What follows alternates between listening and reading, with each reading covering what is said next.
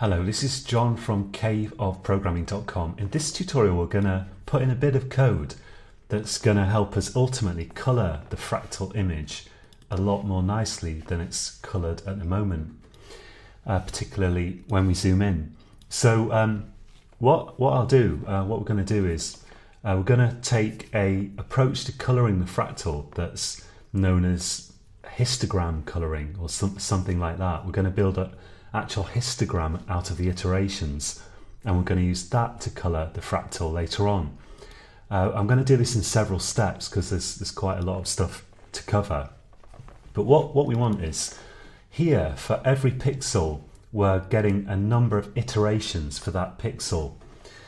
And what we need is to find out, for example, how many pixels have 100 iterations or how many have 1,000. So for every different possible number of iterations, there's going to be a certain number of pixels from 0 to max iterations that have that particular number of iterations for them. And we want to record how many pixels have each particular number of iterations. So we're building a histogram basically.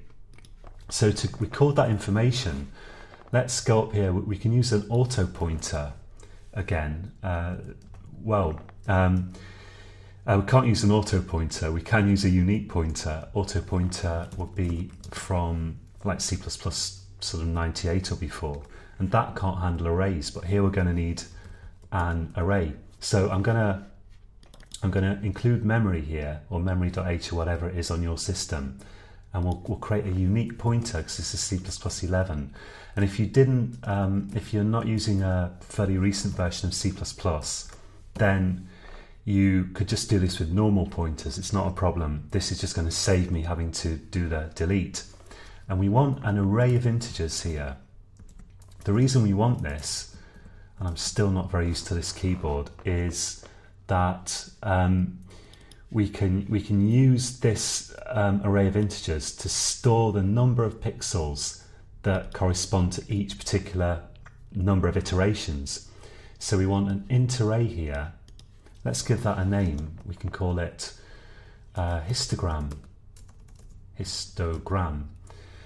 And using the constructor here, let's set that equal to a new int array. Now, how big should this array be? So the array index is going to be the number of iterations. So it's very, very important here that we don't try to use an index in an array that's too big for that array. If we look at our get iterations code in mandelbro.cpp here, we see that we increment the number of iterations while it's less than max iterations. So if you think this through really carefully, this loop's going to stop when iterations is equal to max iterations. So the most that iterations can be is actually literally max iterations. And because arrays start numbering at 0, the array indices start at 0, that means we're going to have to create an array that is the size max iterations plus 1. And of course I need a static sort of reference here. So that's a static constant in a Mandelbrot class.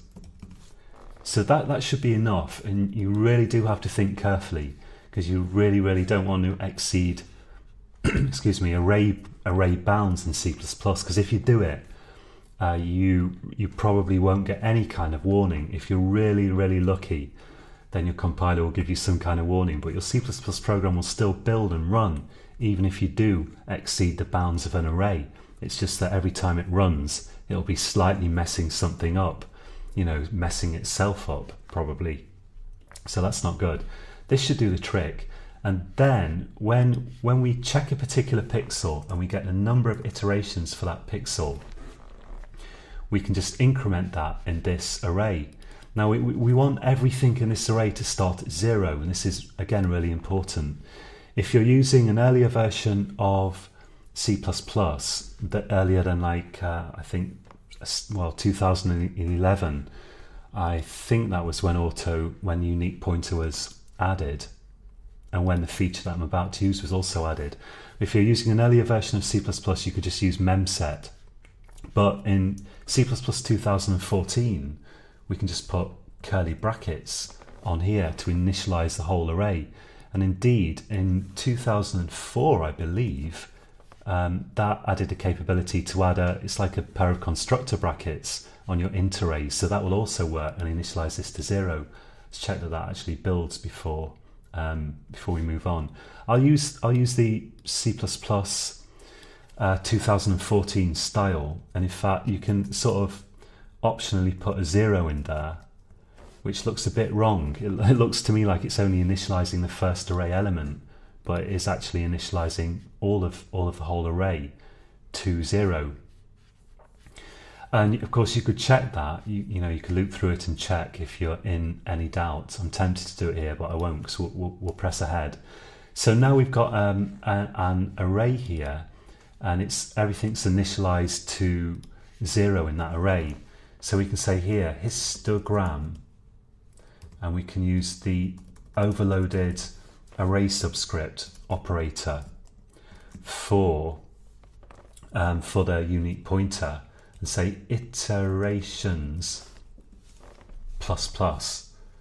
So we're just incrementing the number of iterations, which starts at 0 for this particular pixel that we're checking here. So that should build as a histogram of the number of iterations, and we can use that in a while to calculate our color. So you might want to just loop through that.